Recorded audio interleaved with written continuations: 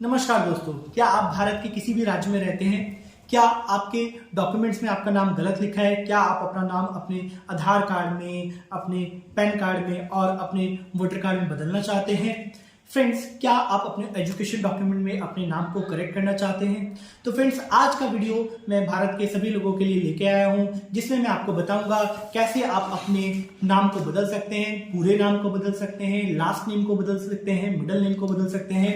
ठीक है, किस तरह से ये किया जाता है मैं स्टेप बाय स्टेप आपको बताऊंगा कि कैसे आप अपने पूरे नाम को बदलें या अपने एजुकेशन डॉक्यूमेंट्स में अपने नाम को ठीक करें।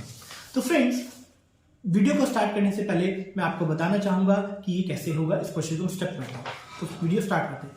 फ्रेंड्स, अगर आप भारत में रहते हैं और आप अपना नाम बदलना चाहते हैं तो आपको 3 स्टेप फॉलो करने पड़ेंगे और इन 3 स्टेप फॉलो करने के बाद आपको मिलेगा सेंट्रल गजट, भारत का राजपत्र। अब ये भारत का राजपत्र होता क्या है? ये भारत का राजपत्र एक सर्टिफिकेट है जो कि केंद्र सरकार द्वारा दिया जाता है, सेंट्रल गवर्नमेंट द्वारा दिया जाता है।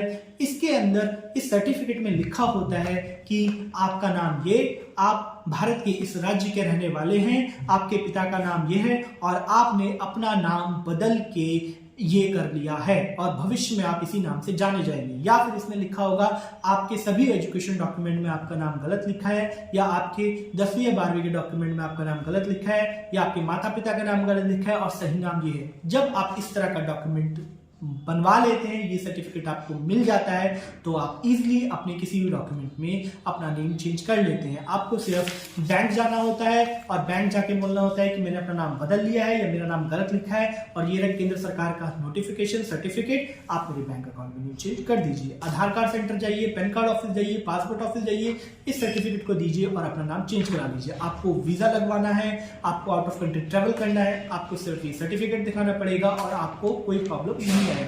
तो फ्रेंड्स, इस सर्टिफिकेट को कैसे बनवाया जा सकता है? इस सर्टिफिकेट को बनवाने की 3 स्टेप हैं।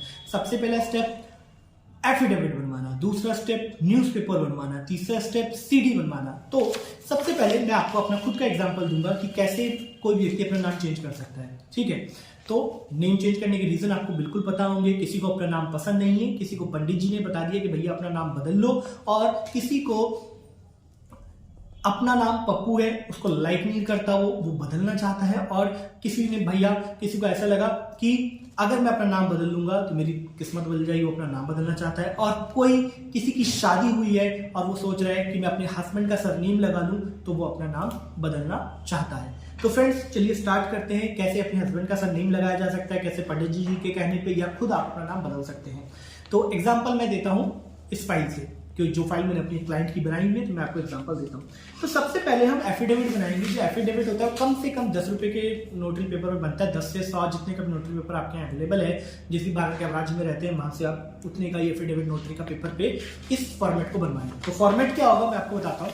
फॉर्मेट में लिखा हुआ है मेरा नाम विपिन चौहान, मेरे पिता का नाम ये, मैं भारत के इस राज्य का रहने वाला हूं, पिन कोड नंबर ये, मैं अपना नाम बदल के विपिन चौहान से रवि त्यागी करता हूं।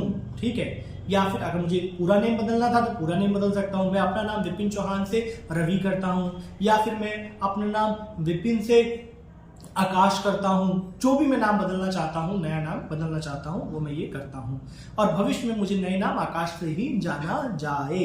इस तरह से मैं ये काम इस डिक्लेरेशन दूंगा। जब मैं ये डिक्लेरेशन दे दूंगा तो मुझे यहाँ पे नोटराइज कराना पड़ेगा किसी वकील से, ठीक है, या फिर जिसके पास नोटरी करने की पावर हो, और अपना साइन करना होगा। तो स्टेप नंबर 1 हमारा हो जाएगा कंप्लीट। हमने बना लिया एफिडेविट, और दूसरे स्टेप में हम 2 न्यूज़पेपर में ऐड देंगे। पहला उस राज्य के न्यूज़पेपर में जिस राज्य में आप रहते हैं। अगर आप बैंगलोर में रहते हैं तो आपको बैंगलोर के एक लोकल न्यूज़पेपर में ऐड देना पड़ेगा, और अगर आप बिहार में रहते हैं तो बिहार के किसी भी न्यूज़पेपर में, चाहे पटना, चाहे कोई मुरकिया, किसी भी न्यूज़पेपर में ऐड दे दीजिए, वो बिहार का होना चाहिए। राजस्थान में रहते हैं तो राजस्थान की न्यूज़ में, किसी भी न्यूज़पेपर में, जयपुर में, अजमेर में, कहीं भी ऐड दे दीजिए, लेकिन वो सिर्फ आपके स्टेट का न्यूज़पेपर होना चाहिए।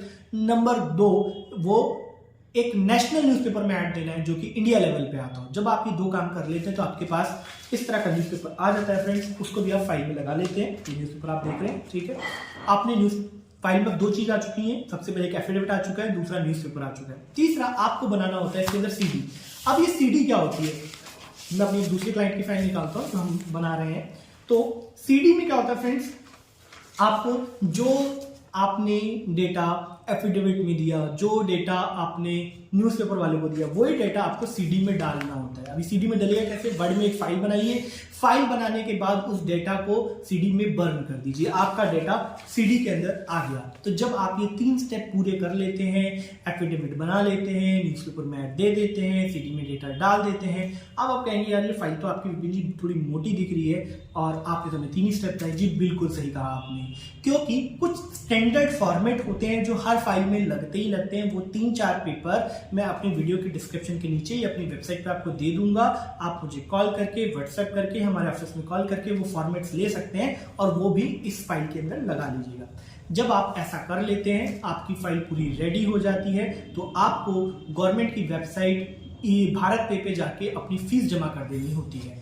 फीस जमा करने के बाद आपको इस फाइल को सेंट्रल गजट ऑफिस जाके वहां पे इस फाइल को जमा कर देना होता है। जब आप अपनी फाइल को civil line central gazette office विधानसभा के जो पास है, क्योंकि भारत सरकार का ऑफिस दिल्ली में है, ठीक है, वहां जाके आप ये फाइल जमा कर देते हैं, तो आपको वेट करना होता है 30 से 40 दिन, मतलब 1 महीने से 40 दिन का वेट करना होता है। और 1 महीने बाद गवर्नमेंट की वेबसाइट पे, ई गजट की वेबसाइट पे आपको ये सर्टिफिकेट मिल जाता है। जैसे ही आपको ये सर्टिफिकेट मिल जाता है, आपको कुछ नहीं करना, आपको पैन कार्ड ऑफिस जाना है, इसको देना है, आपको आधार कार्ड ऑफिस जाना है, इसको देना है, और आपको अपने एजुकेशन सेंटर जिस बोर्ड से आपने पढ़ाई की है वहां जाना है, ये देना है, ठीक है।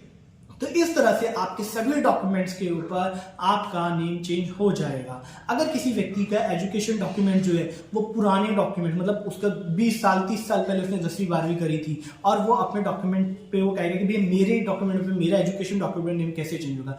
भैया अगर आपके डॉक्यूमेंट बहुत ही ज्यादा पुराने हैं, ठीक है, आपने जिस बोर्ड से पढ़ाई करी है, अगर आप किसी जॉब के लिए प्रोवाइड कर रहे हैं, प्राइवेट या सरकारी जॉब के लिए, तो आपको क्या करना है, आप अपने डॉक्यूमेंट पे नेम मत चेंज कराओ, एजुकेशन डॉक्यूमेंट पे सिर्फ गजट की कॉपी, जब आप जॉब अप्लाई करें तो गजट की कॉपी लगा दीजिएगा, क्योंकि गजट केंद्र सरकार द्वारा दिया गया हुआ एक कानून है, एक सर्टिफिकेट है जो उन्होंने दिया है, ठीक है। तो इसको कोई काट नहीं सकता है, इसको कोई चैलेंज नहीं कर सकता है, तो वो लगा के आपके लिए काम करेगा। और अगर किसी ने हाल फिलहाल में अपनी एजुकेशन की है और वो अपना नाम चेंज करना चाहता है, वो इजिली बोर्ड्स में जाके और वहां जाके चेंज हो जाती है।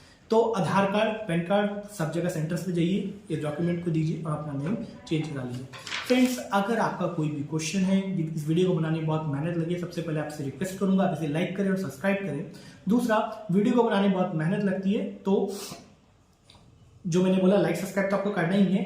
अगर आपके कोई क्वेश्चन है और मैं आपके डाउट्स को क्लियर नहीं कर पाया हूं, तो आपको मुझे क्या करना है, कॉल करना है, व्हाट्सएप करना है, या मेरी वेबसाइट पे जाके फॉर्म भर देना है, ताकि मैं या हमारी तरफ से कोई आपको कॉल करके आपको असिस्ट कर सके। तो फ्रेंड्स, आज के लिए इतना ही, धन्यवाद। मैं आशा करता हूँ आपको समझ आया होगा, और नहीं समझ आया होगा तो बिल्कुल आप मुझे कॉल करके या मेरे वीडियो के नीचे कमेंट करके आप मुझसे क्वेश्चन पूछ सकते हैं। Take care, bye bye.